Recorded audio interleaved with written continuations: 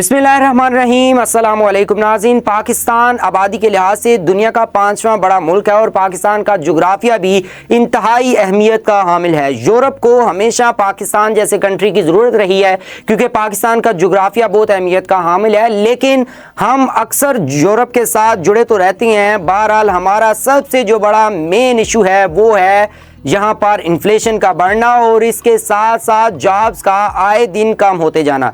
जहाँ पर दुनिया तरक्की करती जा रही है, एआई ने बहुत सारी जो है वो पोजीशनें संभाल ली हैं, लोग बेरोजगार होते जा रहे हैं, लेकिन पाकिस्तान अभी भी थर्ड वर्ल्ड में है और पाकिस्तान में अभी भी बेरोजगारी, भूख और लोगों को बहुत ज़्यादा मुश्किलात का सामना करना पड़ रहा है। तो आज की इस वीडियो में मैं आपको बताऊँगा कि पाकिस्तानी अवाम की जॉब्स क्यों जा रही हैं और इन्फ्लेशन की सबसे बड़ी वजह क्या है। पाकिस्तान में जब तलब और रसद में अदम तवाजुन होता है, जैसे कि हुकूमत की तरफ से ज्यादा खर्च और सारिफीन की बढ़ती हुई तलब या फैलाव वाली मालियाती पॉलिसियां, तो महंगाई बढ़ती है। जब कारोबार की पैदावार की लागत में इजाफा होता है तो वो ये इजाफे सारिफीन को मुंतकिल कर देते हैं, जैसे कि तवानाई की कीमतों में इजाफा, दरामदी अखराजात में इजाफा और तनख्वाहों का दबाव। ज़र मुबादला की शरह में उतार चढ़ाव भी बेरोजगारी और महंगाई में इजाफे का सबब बन रही है। पाकिस्तानी रुपये की कदर में कमी होने से दरामदात महंगी हो जाती हैं, जिससे दरामदी एशिया की कीमतों में इजाफा हो जाता है।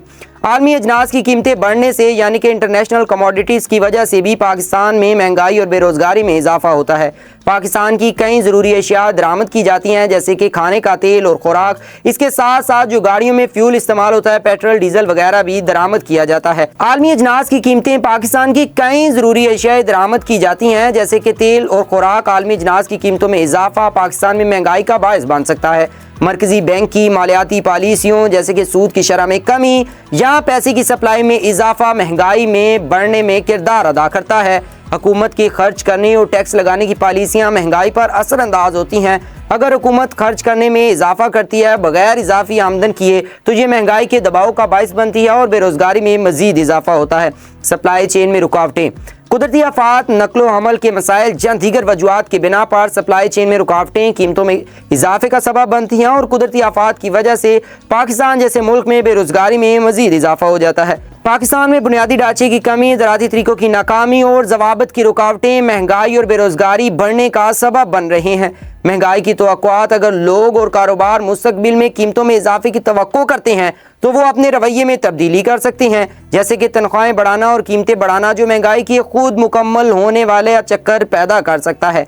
सियासी अदम इस्तेहकाम, इलाकाई तनाज़ात और सिक्योरिटी की फ़िक्र इक़्तिसादी सरगर्मियों को मुतासर कर सकती है और महंगाई में इजाफा कर सकती है। महंगाई की वजूहात पेचीदा और जुड़ी हुई हैं और इनकी अहमियत का अंदाज़ा वक्त के साथ साथ बदलता रहता है। मौसर तरीके से महंगाई का मुकाबला करने के लिए पाकिस्तान को मालियाती और साख्ती इस्लाहात पर गौर करने की ज़रूरत है।